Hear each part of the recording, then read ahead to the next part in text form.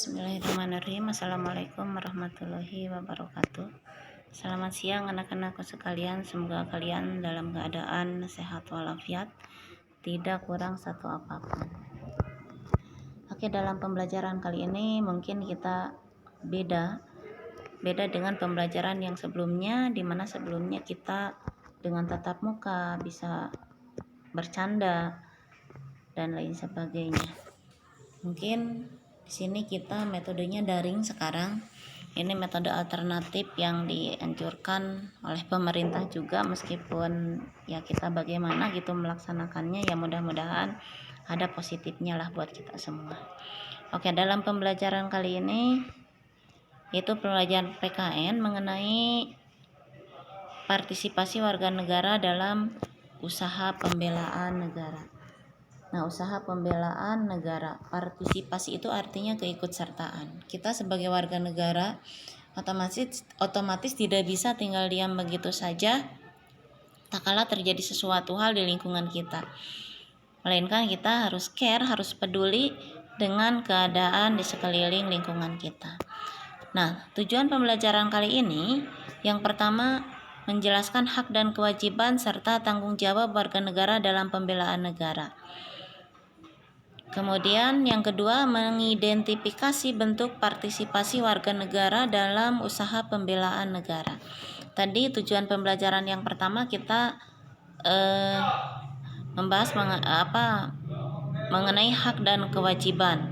Di mana hak di sini artinya adalah sesuatu yang mesti kita dapatkan, sesuatu yang mesti kita peroleh, itu hak. Dan sesuatu yang mesti kita pertahankan. Kemudian kewajiban di sini adalah sesuatu yang mesti kita kerjakan, sesuatu yang mesti kita lakukan. Itu yang disebut dengan kewajiban. Maka antara hak dan kewajiban di sini harus balance, harus seimbang. Contoh lain, misalkan kalian posisinya di rumah sebagai anak, statusnya sebagai anak. Jadi jangan terlalu banyak menuntut hak sementara kewajiban kalian terhadap orang tua tidak dilaksanakannya. Itu tidak boleh.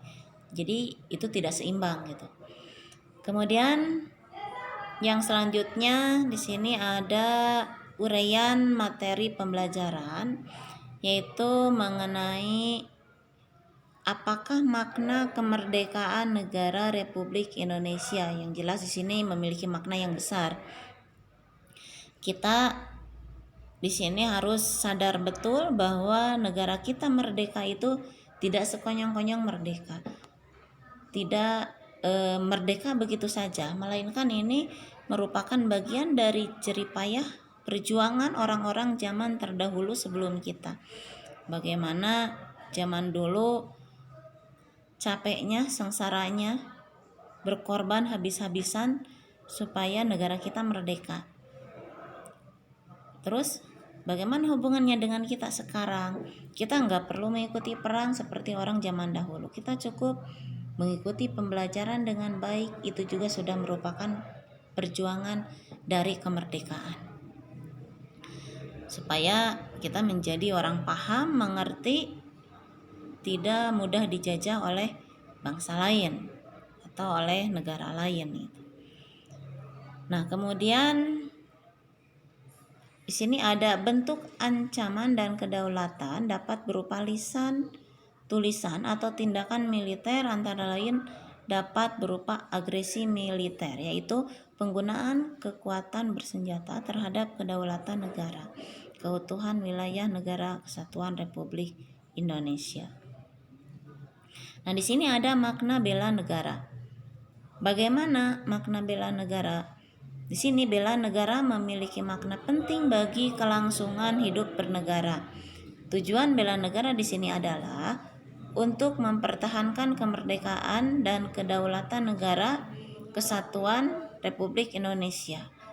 Bela negara merupakan upaya warga negara untuk mempertahankan dan menegakkan negara dalam berbagai bentuknya. Nah, di sini mari kita perhatikan unsur-unsur bela negara di sini. Yang pertama, memiliki rasa cinta terhadap tanah air yang sangat kuat. Jadi dalam artian di sini memiliki jiwa rasa nasionalisme. Contohnya misalkan di sini kita bangga terhadap bangsa kita. Kita bangga terhadap negara kita dengan cara ya kita memiliki sikap yang ketimuran.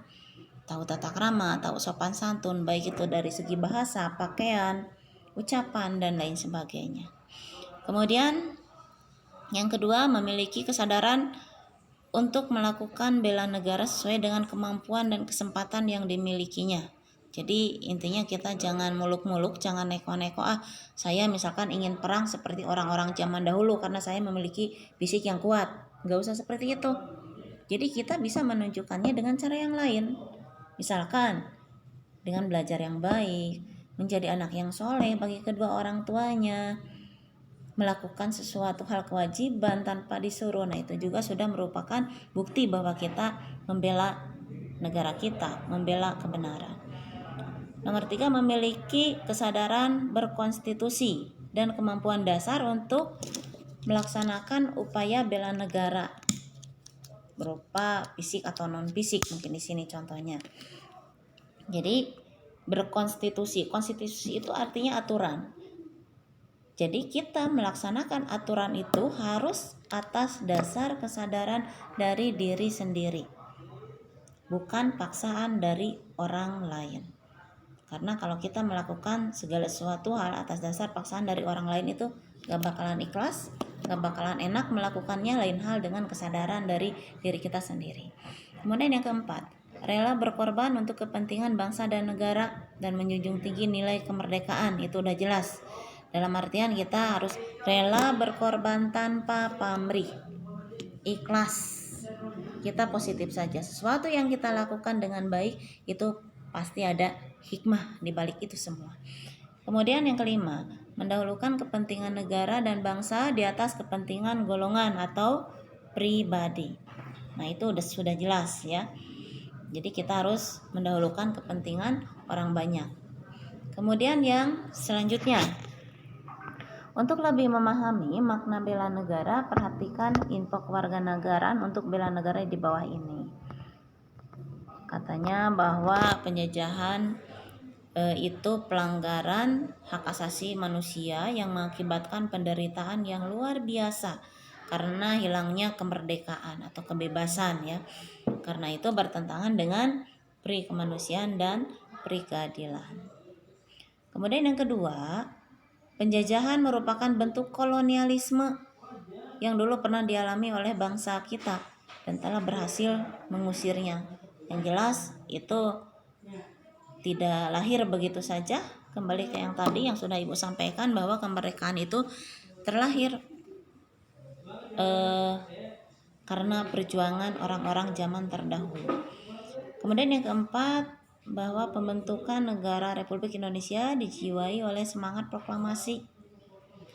Yang kelima, bela negara adalah kesadaran sikap dan perilaku warga negara yang dijiwai oleh kecintaan terhadap tanah air untuk memelihara dan menjaga kelangsungan bangsa negaranya. Nah itu ya, silakan kalian bisa menyimak ulang dengan cara memutar ulang video ini supaya kalian lebih paham lagi, lebih mengerti lagi.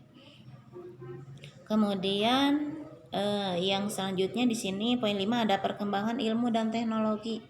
Ini tidak dapat kita pungkiri yang namanya perkembangan teknologi di sini pesat hubungannya, terutama yang terjadi di lingkungan anak muda sekarang. Mungkin ya semuanya hampir mayoritas kebanyakan sudah pada punya HP atau gadget. Nah di sini ada positif dan negatif. Positifnya ya untuk mempermudah komunikasi, untuk mempermudah seperti sekarang kita melakukan pembelajaran jarak jauh gitu ya. Negatifnya ada tak kala kita menyalahgunakan HP tersebut dipakai untuk hal yang tidak baik. Kemudian yang selanjutnya di sini bagaimana hak dan kewajiban serta tanggung jawab warga negara dalam pembelaan negara.